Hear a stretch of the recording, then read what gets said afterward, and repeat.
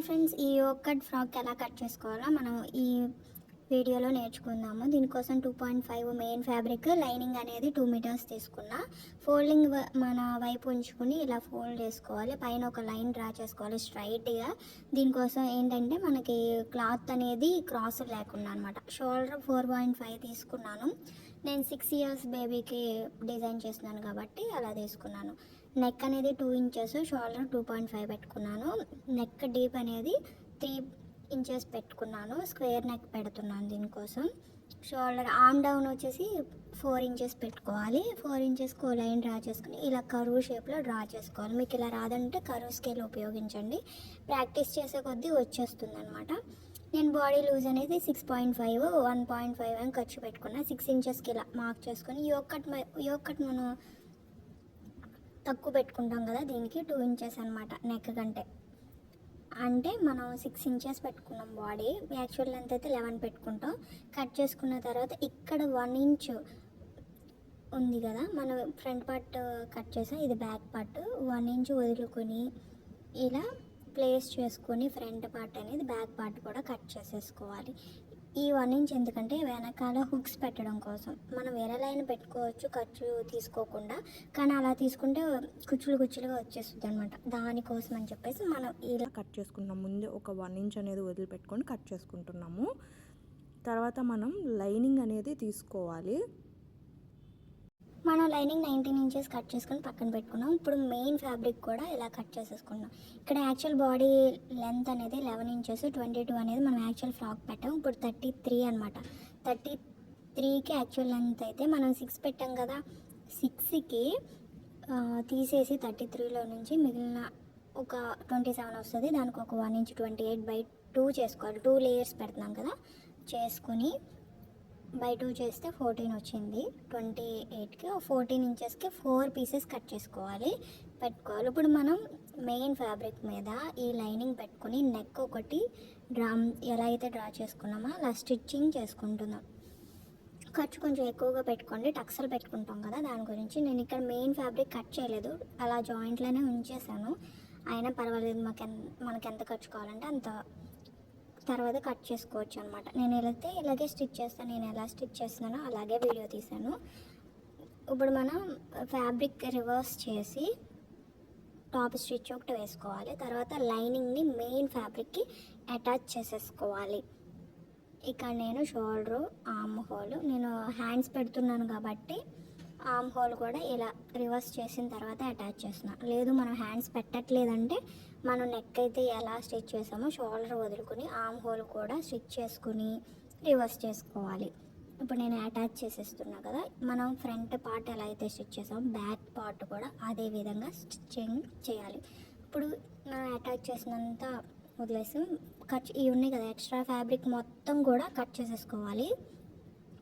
మన కుట్టు వరకు ఉంచుకొని మొత్తం అంతా కట్ చేసేసుకోండి. దీని మీద పేస్ అయి ఉంటుంది. తర్వాత మనం ఫిట్టింగ్ కుట్లైనా, అటాచ్మెంట్ అయినా, హ్యాండ్స్ అటాచ్ చేసిన ఏదైనా కానీ మన లైనింగ్ ఎలా ఉందో అంతా కట్ చేసేసుకోవాలి. ఇక్కడ డాట్లు వేసుకోవాలి. మనకి యోగ్ పార్ట్ అనేది చిన్నగా వస్తుంది కదా, సో మనం డాట్లు వేసుకోకపోతే నుంచుంటుంది అనమాట. సో నుంచోకుండా ఉండాలంటే చేయాలి. ఇది బ్యాక్ పార్ట్. మనం 1 ఇంచ్ వదులుకున్నాం కదా, అది కట్ చేసేసుకుని ఇక్కడ నేను బ్యాక్ పార్ట్ అటాచ్ చేయడం చూపిలా, ఫ్రంట్ పార్ట్ ఒకటే చూపించాను.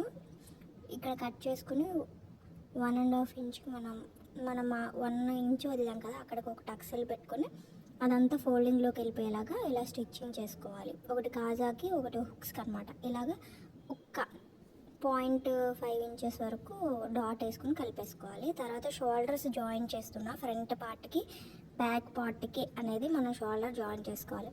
ఇక్కడ ఖర్చులు ఎగుడు దిగుడు వస్తూ ఉంటాయన్నమాట. అలా కాకుండా మనం ఏదో ఒక వైపుకి ఫోల్డ్ చేసుకుని ఖర్చు ఒక టాప్ స్టిచ్ కూడా వేసుకోవాలి షోల్డర్కి. ఇక్కడ హ్యాండ్స్కి నేను 3 ఇంచెస్కి ఒక ఫ్యాబ్రిక్ కట్ చేసేసుకున్నా.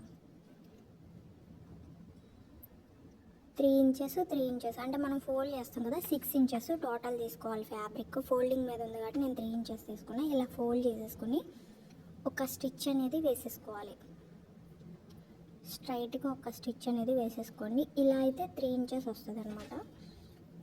లెంత్ అనేది మీ ఇష్టం. మీరు ప్రిల్స్ పెట్టుకోవాలనుకుంటే మనకి ఆర్మ్ హోల్ ఎంత ఉందో 8 ఇంచెస్ డబల్ తీసుకోండి, లేదంటే నార్మల్గా తీసుకోండి. ఇక్కడ నేను కట్ చేసేసుకొని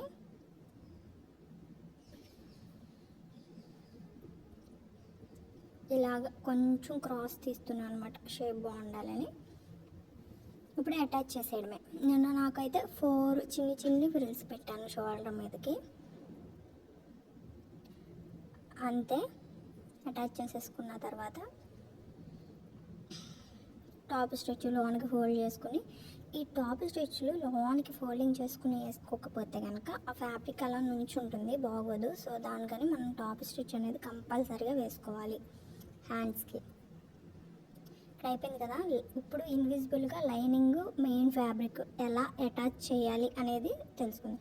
main fabric side main fabric అనేది పెట్టి మనం చిన్ని ప్రిల్స్ పెట్టుకోవాలి. నాకు గ్యాదరింగ్ ఫుట్ అనేది సరిగ్గా పనిచేయట్లేదు, సో దాని గురించి నేను చిన్న ప్రిల్స్ అనేవి హ్యాండ్ యూజ్ చేసే పెడుతున్నా.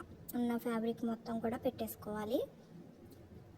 మనము ఫస్ట్ పెట్టే ప్రిల్స్ ఫ్యాబ్రిక్కి డబల్ తీసుకోవాలి, కింద పెట్టే ఫ్రిల్స్ అన్నమాట. మీకు క్లాత్ సరిపోలేదు అనుకుంటే మీరు అడ్జస్ట్మెంట్ చేసుకుని స్టిచ్చింగ్ చేసుకోవచ్చు, జాయింట్లు పడతాయి అన్నమాట. జాయిన్ చేసుకునైనా కానీ అటాచ్ చేసుకోవచ్చు. ఇప్పుడు నేను మెయిన్ ఫ్యాబ్రిక్కి ఇలా ప్రిల్స్ పెట్టేసి అటాచ్ చేసుకుంటున్నాను. తర్వాత కింద లేయర్ కూడా మనం అలాగే అటాచ్ చేసేసుకోవాలి. ఇక్కడ నాకు జాయింట్ పడింది కింద ఫ్యాబ్రిక్కి, జాయింట్ పడ్డ తర్వాత అటాచ్ చేసేసుకున్నాం. ఇప్పుడు లైనింగ్ ఎలా అటాచ్ చేయాలంటే ఇలా రివర్స్ చేసుకోవాలి. లైనింగ్ సైడ్ని లైనింగ్న మనం పెట్టుకోవాలి. మనకి ఇలా ఇది కాటన్ కాబట్టి లేగదనమాట, మనం ఐరన్ చేసినా కానీ. ప్రిల్స్ లెగొస్తున్నాయి అంటే కనుక మనం ఇలా రివర్స్ కాకుండా రెండు అటాచ్, వన్ సైడ్ నుంచి అటాచ్ చేసుకోవాల్సి ఉంటుంది. అది మీకు తెలుసు కదా, ఆల్రెడీ రెగ్యులర్గా చేసేదే కదా ఫ్రిల్స్. ఇప్పుడు మనం ఈ లైనింగ్ కూడా చిన్న ఫ్రిల్స్ అనేది పెట్టుకున్నాం. ఇక్కడ నేను ఓవర్లాక్ చేసిన సేమ్ మిషన్ మనం కుట్ అనేది ఈలో పెట్టుకుని 1 ఇంచ్ పెట్టుకుని ఓవర్లాక్ చేసుకోవాలి, అంతే. మీకు ఇక్కడ ఫినిషింగ్ ఎలా వచ్చింది చూపిస్తాను. ఇదిగోండి, లైనింగ్ సైడ్ ఉంది, మెయిన్ ఫ్యాబ్రిక్ సైడ్ ఉంది. ఇక్కడ ఫిట్టింగ్ కుట్లు అనేది వేసేస్తున్నాం.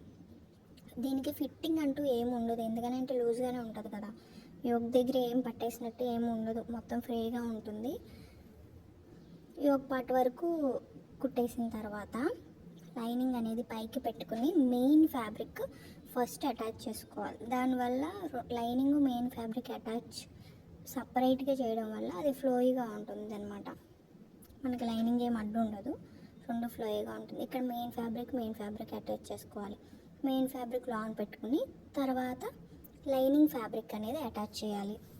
దీని కింద మీకు లెంత్ ఎక్కువైందా తక్కువైందా దాన్ని బట్టి బేస్ చేసుకుని, మీకు నీ వరకు కావాలంటే 6 ఇంచెస్ తీసుకొని ఫుల్ లెంత్కి, మిగిలిన దాంట్లో బై డివైడెడ్ 2 చేసుకోండి. ఇక్కడ అయిపోయింది చూసారా.